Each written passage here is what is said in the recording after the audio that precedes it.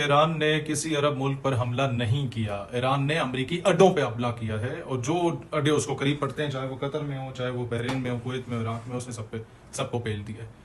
बात यह है कि इस वक्त मैं अपने तमाम अरब अजम के मुस्लिम ममालिक को एक बात कहना चाहता हूँ कि आपके पास जितनी अमेरिकन एयर बेसेस हैं उसको ख़त्म करें।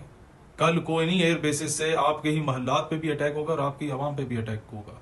हम लोग माजी में पाकिस्तान और अफगानिस्तान की गवर्नमेंट्स जो माजी की थी वो ये गलतियां कर चुकी थी अमेरिका को अड्डे देने की, और उसके कॉन्सिक्वेंसेज आज 20 साल के बाद भी हम लोग भुगत रहे हैं दहशतगर्दी की सूरत में।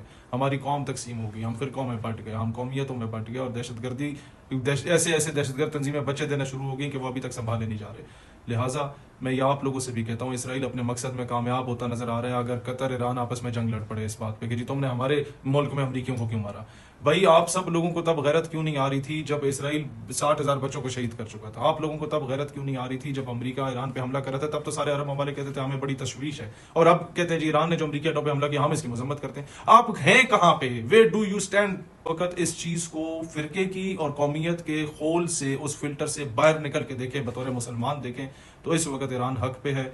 इस वक्त पूरी उम्मत मुस्लिमा को यकजान होके अपना फैसला करना है कि बजाय इसके कि डिवाइड एंड रूल की पॉलिसी पे जो मगरब और जो यहूदी हमें आपस में तकसीम करते रहे, इसी डिवाइड एंड रूल की पॉलिसी पे सल्तनत उस्मानिया को डुबोया था, तोड़ा था, ऑटोमन एम्पायर को, हमारे हमारे बकात की जो जामिन थी ऑटोमन एम्पायर, उसको तोड़ा गया था। हम मजीद अपने वो लोग जो अकेले खड़े हैं अमेरिका के खिलाफ, इसराइल के खिलाफ, बजाय इसके कि उनको दुनिया को राजी करने के लिए जनाब उनको आप दबाते रहें, उनको उनको जो है ना आप सपोर्ट करें जिस तरीके से सपोर्ट हो सकता है।